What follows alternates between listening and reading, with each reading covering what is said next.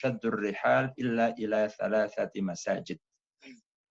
Janganlah umatku melakukan memaksakan diri untuk melakukan sebuah perjalanan ziarah kunjungan ke suatu tempat kecuali ke 3 tempat suci. Nabi menyebut Masjidil Haram dan masjidku ini, yaitu Masjid Nabawi, dan yang ketiga wal Masjidil Aqsa, yaitu yang ketiga adalah Masjidil Aqsa. Sebagaimana keutamaannya bahwa salat di Masjidil Haram 100.000 kali nilainya, salat di Masjid Nabawi, di Masjid Rasulullah 1.000 keutamaannya, dan salat di Masjidil Aqsa 500 kali keutamaan, dan di dalam riwayat yang lain disebutkan ada 1.000 kali keutamaannya dibanding tempat-tempat yang lainnya. Wallahu a'lam. نتحدث قليلا عن رحلة الإسراء التي كانت مع النبي صلى الله عليه وسلم، وهناك أمور مهمة يجب أن نطلع عليها، ألا وهي الحديث الطويل الذي روي عن أنس بن مالك أنه في ليلة الإسراء جيء إلى النبي صلى الله عليه وسلم بتلك الدابة البراق، حيث جاء جبريل دابة أبيض طويل فوق الحمار ودون البغل. الحديث الطويل لا نريد أن نتحدث عنه كثيرا، لكن لماذا هذه الدابة؟ لماذا النبي صلى الله عليه وسلم ركب هذه الدابة؟ لماذا كان أمر الله تعالى أن يؤتى إلى النبي صلى الله عليه وسلم بالدابة؟ فكان بإمكان الله عز وجل أن يأخذ النبي صلى الله عليه وسلم من المسجد الحرام مباشرة إلى السماوات العلى، لكن حكمة الله تعالى أن يركب النبي صلى الله عليه وسلم دابة البراق ويربط هذا البراق في بيت المقدس، ليكون بيت المقدس مربط خيول المسلمين إلى يوم القيامة. Nah, kemudian dalam satu hadis dari Anas bin Malik yang cukup panjang ya tentang perjalanan Isra dan Mi'raj, bahwa disebutkan Allah Subhanahu wa taala melalui malaikat Jibril bagi Rasulullah sallallahu alaihi wasallam ketika Isra dan Mi'raj, yaitu dengan seekor binatang yang disebut dengan buraq, yang ukurannya antara keledai atau kuda. Tentu ada hikmah bagi Allah Subhanahu wa taala, begitu sangat mudah Rasulullah bisa Isra Mi'raj dari Masjidil Haram, bisa langsung naik ke langit. Namun Allah Subhanahu wa taala tidak menjadikan demikian, tetapi Allah menjadikan perjalanan Isra Mi'raj itu dengan menaiki buraq, dan buraq tersebut kemudian berhenti atau diikat, ya, binatang tersebut diikat di Baitul Maqdis. Nah, maka hikmah di balik itu adalah bahwa Baitul Maqdis adalah sebagai tempat untuk mengikat kendaraan atau ya tunggangan seluruh kaum muslimin kelak di hari akhir. لاحظ معي أخي، هناك معلومة أيضا مهمة. النبي صلى الله عليه وسلم حينما أتي به إلى بيت المقدس ربط البراق في حائط البراق في المسجد الأقصى وفي بيت المقدس، وهناك حلقة ما زالت حتى هذه الأيام، الحلقة التي ربط بها البراق، براق النبي صلى الله عليه وسلم. يقول هذه الحلقة يقال أنها موجودة حتى هذه الأيام. النبي صلى الله عليه وسلم حينما صعد إلى صخرة بيت المقدس صلى بالأنبياء جميعا. النبي صلى الله عليه وسلم صلى بكل الأنبياء، والذي أمهم هو حبيبنا محمد صلى الله عليه وسلم، ولهذا نسمي النبي بإمام الأنبياء، لأنه أما الأنبياء في بيت المقدس. انظر إلى هذه الكرامة العظيمة لنبينا صلى الله عليه وسلم الذي أما الأنبياء من لدن آدم حتى عيسى الذي هو قبله والذي سبق النبي صلى الله عليه وسلم، أمهم كلهم رسولنا محمد عليه الصلاة والسلام أين؟ في بيت المقدس. Dan buruk atau ya binatang yang ditunggangi Rasulullah SAW ketika Isra Mi'raj, binatang tersebut diikat di satu ikatan, ada tiang ya, ada ikatan, dan sampai hari ini masih bisa dilihat bekas di mana tempat untuk mengikat tunggangan buruk tersebut, yaitu berada di dinding buruk yang ada di komplek Masjidil Aqsa di Baitul Maqdis. Nah, ada halaqah dan alhamdulillah kami juga pernah melihat secara langsung ada satu pintu atau ada satu tempat di mana kalau kita lihat tempat itu di bawahnya pas dipakai oleh orang-orang Yahudi sebagai tembok ratapan. Nah, di balik itu adalah disebut dengan Haitul Buraq atau tembok di mana buruk kendaraan Rasulullah ketika Isra dan Mi'raj diikat di situ. Dan kemudian Rasulullah Shallallahu Alaihi Wasallam naik atau Mi'raj menuju langit dari batu yang ada di Baitul Maqdis. Apa batu itu? Yaitu batu yang ada kalau sekarang ada di Masjid Qubatus Sakhrah. Ya, masjid yang warnanya emas, kuning emas itu ya, kubahnya itu. Nah, di dalamnya di situ ada sebuah batu. Ada sebuah batu besar dan tentu dulu pada zaman Rasulullah Isra Mi'raj belum ada masjid itu karena masjid itu dibangun di masa Umayyah. Di situ ada batu dan dari batu itulah kemudian Rasulullah Sallallahu Alaihi Wasallam Mi'raj menuju ke langit. وأيضا هذه الكرامة ستتجدد في آخر الزمان إن شاء الله، وهي أيضا خاصة لأمة محمد صلى الله عليه وسلم، كما أسلفنا في كلامنا عن الطائفة المنصورة.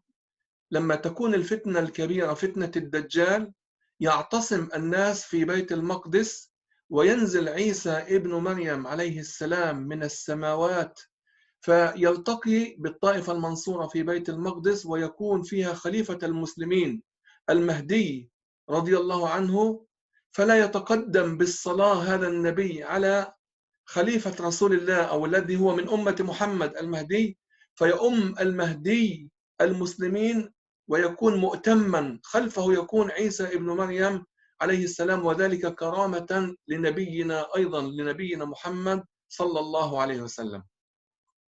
Ya, dan setelah Rasulullah Sallallahu Alaihi Wasallam sampai di Baitul Maqdis, maka Rasulullah kemudian sholat dengan para nabi-nabi yang dahulu, mulai dari Nabi Adam sampai Nabi Isa.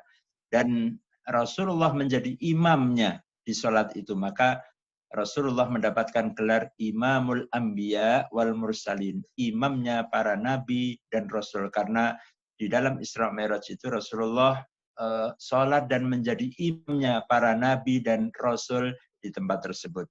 Dan kelak di hari kiamat, ketika Nabi Isa diturunkan oleh Allah Subhanahu wa Ta'ala di Baitul Maqdis itu pula.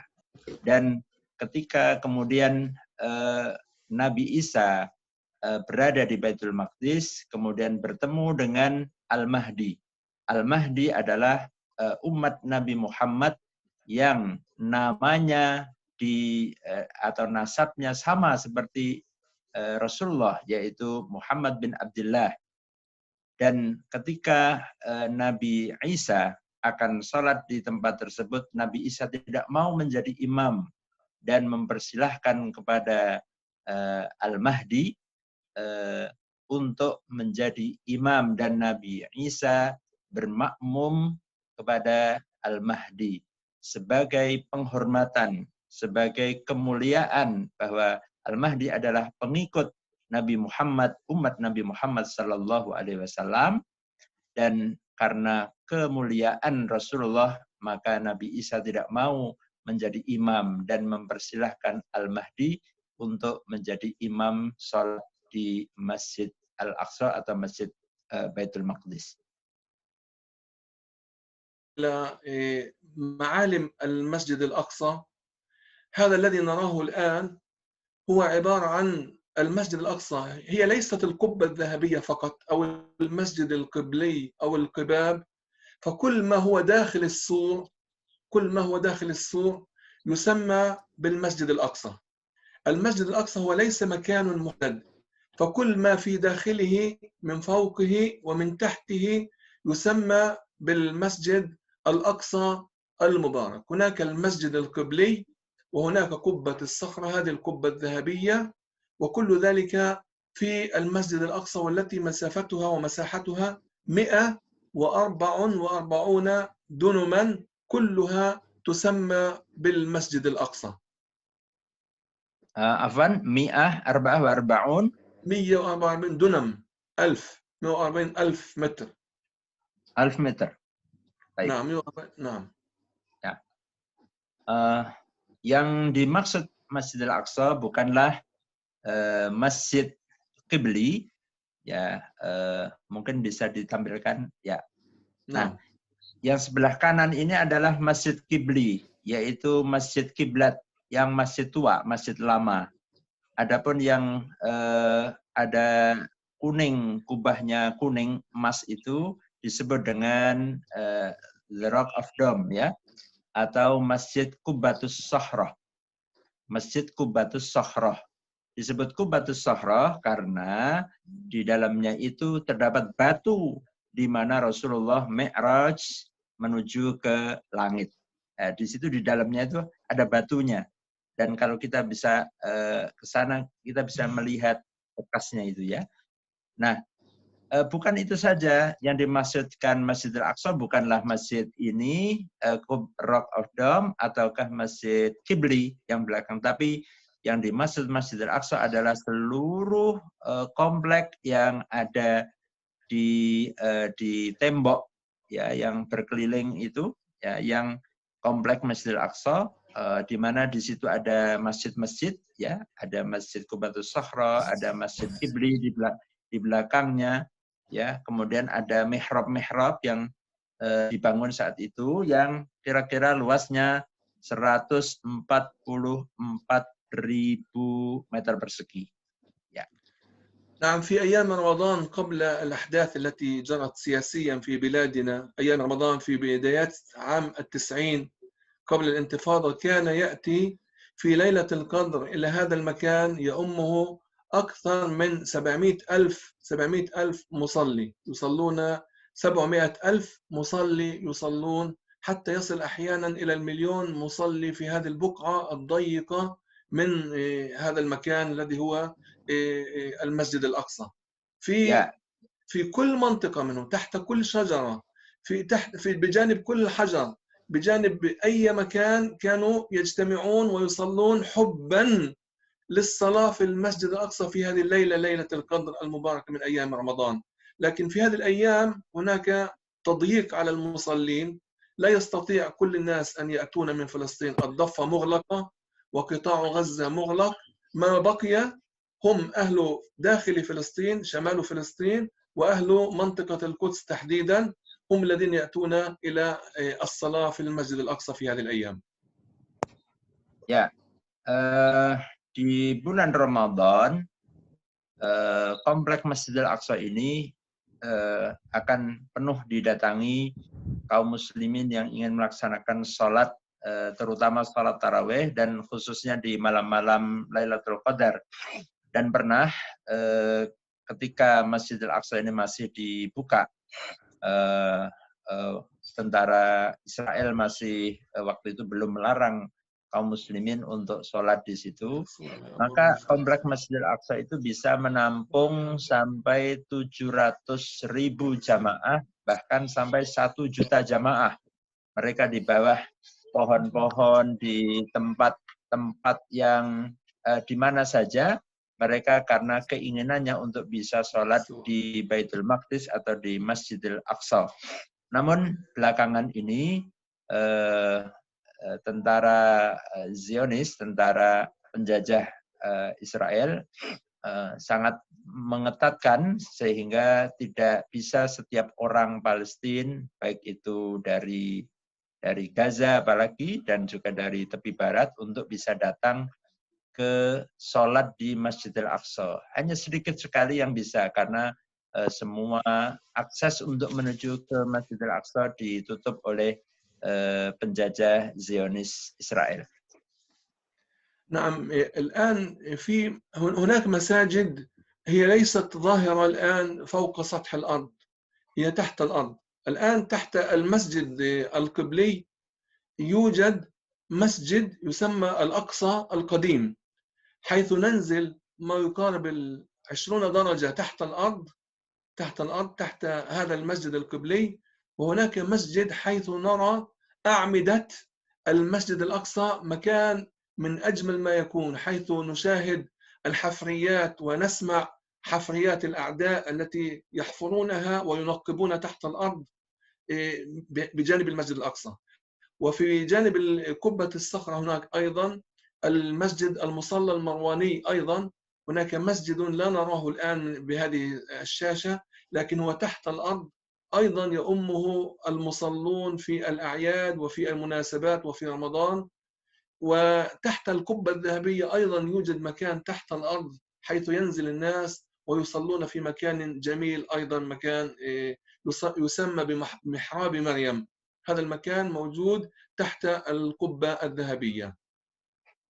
Ya, kalau kita lihat di gambar ini, mungkin tidak nampak ya, akan tetapi sesungguhnya di bawah ya, di bawah tanah ya, itu ada masjid-masjid yang dulu dibangun dan itu dipakai untuk jamaah yang sholat. Nah, di antaranya di Masjid Qibli, ya kalau turun ke bawah kira-kira 20 meter, di situ ada namanya Masjid Qadim, yaitu masjid lama. Ya, kalau tidak salah, kalau kita mau masuk ke Masjid Qibli di belakang itu, maka di samping kiri ada tangga yang turun ke bawah. Dan itu biasanya dipakai untuk jamaah ibu-ibu, ya, untuk jamaah ibu-ibu yang di situ ada masjid yang lama. Dan di situ juga ada peninggalan ya yang bersejarah, di antaranya adalah mihrab Sayyidina Maryam, karena Siti Maryam juga dulu tinggalnya adalah di Baitul Maqdis, tempat suci komplek Al-Aqsa ini. Subhanallah, dan banyak tempat-tempat yang lain yang begitu indah yang tidak terlihat karena ada di bawah tanah. Namun Zionis, penjajah Israel, berusaha untuk melakukan penggalian-penggalian ya yang itu sangat mengancam bangunan dari masjid-masjid, dari bangunan-bangunan di komplek Al-Aqsa ini, dengan alasan mereka untuk penelitian sejarah dan yang lain, yang pada intinya mereka ingin meruntuhkan, meratakan komplek atau peninggalan Masjidil Aqsa ini, dan ini menjadi problem yang utama bagi kaum muslimin saat ini. نعم، نبقى في هذه الشاشة الآن خلف المسجد القبلي هذا الحي الإسلامي الذي خلفه يسمى قرية سلوان، وبعدها إلى أعلى قمة في الجبل يسمى حي جبل المكبر. هذا جبل المكبر له تسمية نسبة إلى تكبير عمر بن الخطاب رضي الله عنه يوم أن جاء ليستلم مفاتيح بيت المقدس من حاكم القدس حينها سفرونيوس، ليستلم مفاتيح بيت المقدس. فلما شاهد بيت المقدس كبر الله، قال الله أكبر، فسميت تلك المنطقة بجبل المكبر. جبل المكبر هي منطقة تعلو، هي قمة جبل خلف أو من المنطقة الجنوبية للمسجد الأقصى تلة عالية، حينما يقف المرء وينظر إلى المسجد الأقصى يراه في الأسفل منطقة جميلة شاهدها عمر بن الخطاب رضي الله عنه يوم أن جاء ليستلم مفاتيح بيت المقدس فكبر الله، فسميت هذه المنطقة بماذا؟ بجبل المكبر. Ya, kalau kita perhatikan di belakang Masjid Al-Qibli itu ada perkampungan ya, ada perumahan yang tempat tersebut disebut dengan Jabal Al-Mukabbir. Nah, ceritanya atau kisahnya adalah ketika Umar ibn Khattab radhiyallahu anhu ketika akan menerima kunci Baitul Maqdis, ketika menaklukkan kota Baitul Maqdis, membebaskan kota Baitul Maqdis dari Sifronius ya. Nah, ketika sampai di atas itu, di atas gunung itu, Sayyidina Umar melihat Masjidil Aqsa, melihat Baitul Maqdis, maka langsung Sayyidina Umar bertakbir dengan takbir yang sangat kencang dengan Allahu Akbar. Nah, maka tempat tersebut diabadikan dengan nama gunung atau Jabal Mukabbir, karena disitulah dahulu ketika Umar ibn Khattab akan menerima kunci Baitul Maqdis atau kunci penyerahan kota Baitul Maqdis, dari situ Sayyidina Umar mengumandangkan takbir karena kegembiraannya ketika di atas bukit tersebut beliau melihat Masjidil Aqsa. الآن ننتقل إلى بوابات المسجد الأقصى. للمسجد الأقصى 15 بوابة، منها المغلق ومنها المفتوح. هذه البوابات هي معالم أيضا مهمة الأقصى. البوابات لها تسميات، وكل تسمية لها معنى والمقام، يعني لو تحدثنا عن كل باب لطال بنا المقام، لكن نأخذ لمحة عن كل باب وعن كل تسمية لهؤلاء الأبواب. من هؤلاء الأبواب نبدأ. هناك صورة أبواب المسجد الأقصى. موجود صورة؟ نعم، هؤلاء. هذا الباب المفرد. الباب المفرد هو باب مغلق الآن، وهو في الجهة الشرقية من أسوار من الأسوار من السور في منطقة المسجد القبلي. هناك المنطقة الشرقية هو مغلق. ونعم، الأبواب كلها يعني هذه مفتوحة، الأبواب بتسمياتها: باب الأسباط، وباب المغاربة، وباب الرحمة، وباب القطانين، وباب المطهرة، وباب الناظر، وكلها لها مسميات. لكن هذه الأبواب الثلاثة في الأسفل هي هذه الأبواب التي ما زالت حتى اليوم مغلقة، لأنها مطلة على مقبرة. هناك مقبرة بجانبها مدفون فيها أو مدافن للمسلمين، وتلي هذه المدافن أيضا أحياء ومدافن أخرى لليهود. هذه الأبواب مغلقة احتياطا من الأعداء، أغلقت في الفترة الأموية وما بعد الفترة الأموية حتى لا يتسنى للأعداء اختراق بيت المقدس.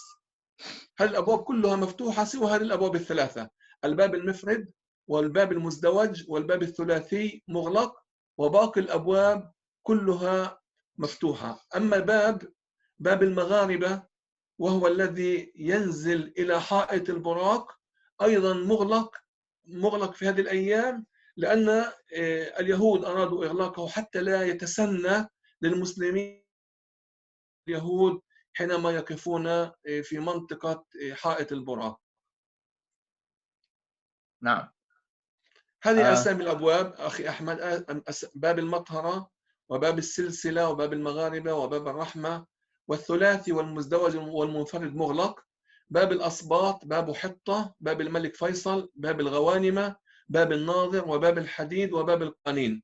هذه الأبواب كل باب له معنى باسمه، لكن ليس هناك حاجة الآن الحديث عن أسامي ومعاني الأبواب، فهذه الأبواب كلها مفتوحة أمام الباب الثلاثي والباب المزدوج والباب المنفرد، وباب المغاربة مغلق لأنه يطل على حائط البراق حيث يصلي هناك اليهود. Baik. Para peserta, bahwa yang perlu kita juga sedikit tahu yaitu tentang pintu-pintu atau pintu-pintu gerbang yang ada di sekitar komplek Masjidil Aqsa. Ada beberapa pintu ya dengan nama-namanya ya, ada bab madharoh, bab silsilah ya, magharibah, babur rahmah dan seterusnya ya, seperti kita lihat di slide ini, asbat, hittah, Malik Faisal ya, dan seterusnya. Nah, semua pintu-pintu ini semuanya terbuka. Jadi kalau kita bayangkan Al-Aqsa itu seperti komplek kayak kita di keraton itu ya. Jadi ada kayak pelengkung-pelengkung itu loh, pelengkung gading kayak mau ke mana daerah gudeg gitu ya. Jadi ada pintu-pintunya seperti itu modelnya. Nah, di Al-Aqsa juga begitu, kompleknya ada pintu-pintu gerbangnya. Nah, semua pintu terbuka kecuali 3 pintu ya, yaitu Babus Sulasi, Muzdawaj dan Babul Munfarid. Karena alasannya ditutup di situ karena kekhawatiran bahwa itu menjadi celah bagi musuh-musuh saat itu yang mereka mengancam keselamatan Masjidil Aqsa, karena beberapa kali upaya untuk membakar masjid, menghancurkan masjid itu terjadi. Dan juga satu lagi yaitu pintu Magharibah. Pintu ini langsung menuju ke tembok ratapan yang itu dipakai sebagai tempat ibadah Yahudi yang di sebelah tembok buruk. Nah, itu sengaja ditutup oleh orang-orang Israel, orang Yahudi, supaya tidak menjadi tempat kaum muslimin untuk melihat mereka yang sedang berdoa atau beribadah di tembok ratapan tersebut. Wallahu a'lam. Ini pintu-pintunya yang bisa kita lihat di foto ini. مسجد أو مصلى أو باب الرحمة، هناك تصوير أيضا. هذا الباب كان مغلق لسنوات طويلة جدا، لكن في العام الماضي قدر الله عز وجل أن يفتح المسلمون هذا الباب وهذا المصلى. الآن نصلي به، مصلى جميل جدا. وهناك خلاف أيضا مع الاحتلال على أن هو ملك للمسلمين أو يجب أن يصلي به المسلمون أو لا يصلون به، لكن نحن نصلي به بفضل الله تبارك وتعالى، وهو مصلى من أجمل ما يكون، مصلى باب الرحمة أو مسجد باب الرحمة. هناك مسجد صغير على باب الرحمة، هو قريب من باب الأصباط، وهو جميل جدا بإذن الله تعالى. نعم، هنا المصلى الأقصى القديم كما نشاهد، والمصلى المرواني، وهذه الأماكن تحت الأرض لا نشاهدها من المسطح العلوي، نراها طبعا بعد ذلك. Ya, nah gambar-gambar ini adalah masjid yang berada di bawah tanah, tidak terlihat dari atas. Ini semuanya di bawah tanah. Jadi saya ketika melihat seperti kayak masjid di Taman Sari itu, masjid apa itu ya, yang ada di bawah tanah begitu ya. Jadi model-modelnya adalah sangat artistik begitu ya. Dan beberapa waktu lalu salah satu di antara masjid, jadi masjid itu seperti tempat-tempat sholat ya, musola-musola kecil ya, yang ada di komplek Al-Aqsa itu tidak hanya satu ya, beberapa yang dibangun dengan sangat indah. Salah satunya adalah Masjid Babur Rahmah yang sempat dibuka dan kemudian kaum muslimin sholat di tempat atau di masjid tersebut. Ya. Nah, ini نعم، هذا هو مسجد باب الرحمة الذي كان مغلق لسنوات طويلة، وقد افتتحناه في العام الماضي، وما زلنا نصلي به حتى الآن بفضل الله تبارك وتعالى. هذا في أي جهة هذا؟ في هذا قريب من باب الأسباط في الجهة الشرقية، في الجهة الشرقية؟ الشرقية، نعم الجهة الشرقية، نقول الشرقية الشمالية من المسجد الأقصى. قريب من الحمام باب هذا؟ قريب، نعم، من باب الأسباط. Aha, ya. Jadi, نعم. ya ini adalah gambar dari Masjid Babur Rahmah ya yang baru dibuka karena selama itu tertutup begitu ya. Dan ini adalah fotonya ya, dan indah sekali karena ini adalah bangunan-bangunan yang sudah ratusan tahun ya, yang sampai sekarang masih dipertahankan keasliannya. Jadi batu-batunya masih utuh, besar-besar begitu ya, tanpa semen ya. طبعا كان في الصورة السابقة هناك صورة لقبة الصخرة، حيث تشاهد الصخرة من الأعلى. الصخرة كما يقال أو ويدعى أن النبي صلى الله عليه وسلم من على هذه الصخرة عرج به إلى السماء، وهذه ادعاءات قد لا تكون صادقة، لكن حينما تأتي إلى قبة الصخرة وتزور هذه المنطقة تشاهد أن هذه الصخرة بجانبها أو حولها يوجد سور، حيث لا يستطيع أحد أن يقترب منها. وهذه الصخرة هي نسبة، هذه الكلمة قبة الصخرة نسبة إلى هذه الصخرة، وهذه الصخرة هي أعلى منطقة في هذا المكان. المنطقة تسمى تلة موريا في المسمى القديم، موجودة في قبة الصخرة، القبة الذهبية.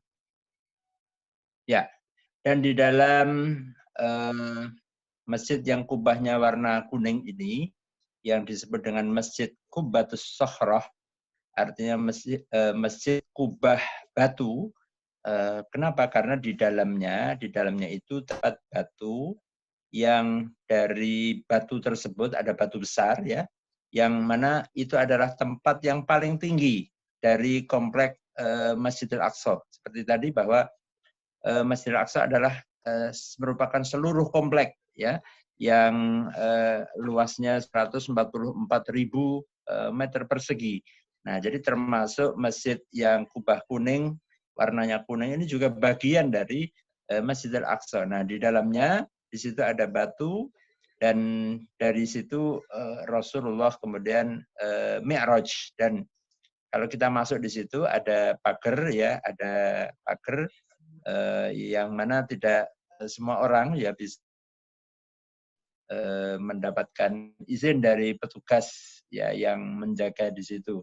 Ada beberapa petugas yang menjaga di tempat tersebut. Dan masjid ini kadang-kadang dipakai kalau jamaahnya meluber, tetapi yang utamanya adalah masjid yang kibli, yang di belakang, yang ada di agak ke bawah.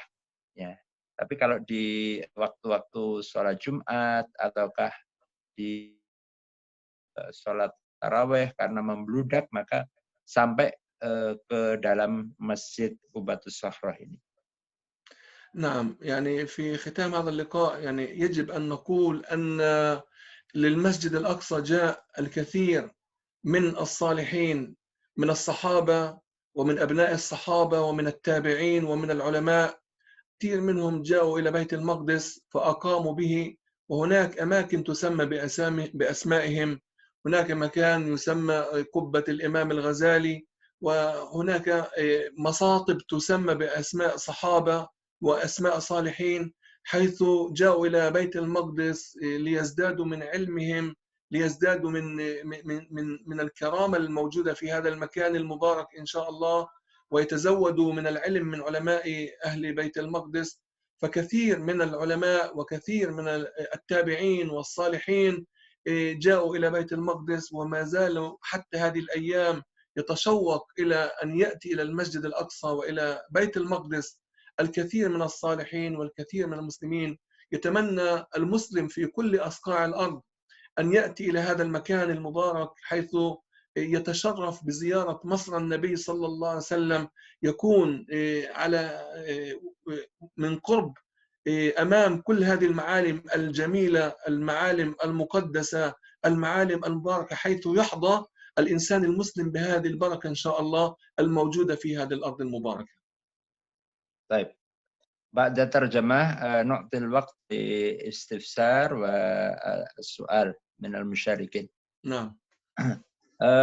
Dan juga kita perlu ketahui bahwa di tempat ini pula banyak sekali di antara hamba-hamba Allah yang soleh yang datang ke tempat ini, mulai dari para sahabat, para tabi'in, dan para tabi'ut tabi'in, serta para generasi sesudahnya, yang mereka datang dari segala penjuru negeri, ingin mendapatkan keberkahan sholat di dalamnya, bahkan mendapatkan ilmu, belajar kepada para ulama yang ada di Baitul Maqdis.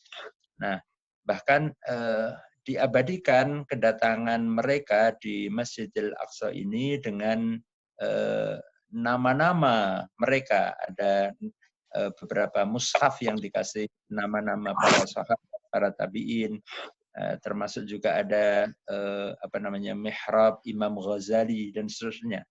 Artinya bahwa Masjidil Aqsa ini adalah tempat tujuan kedatangan kunjungan para hamba-hamba Allah yang soleh, ya, sebagaimana dulu tempat ini adalah tempatnya para nabi, para rasul yang diutus oleh Allah ke dunia ini. Dan ini menjadi harapan bahwa semua orang, semua kaum muslimin hendaknya memiliki keinginan untuk bisa datang, untuk bisa berkunjung ke masjid suci yang ketiga bagi kaum muslimin, dan ini adalah bagian dari tempat-tempat suci yang dijaga, yang disucikan oleh kaum muslimin, yang sudah seharusnya semua kaum muslimin punya keinginan, kerinduan untuk mengunjungi tempat yang disucikan tersebut. Wallahu a'lam. Selanjutnya نعطي الفرصة مجال للسؤال للمشاركين. ما في مانع. ما في مشكلة. Baik, kita berikan waktu. Ini sudah hampir jam 9, kita berikan waktu untuk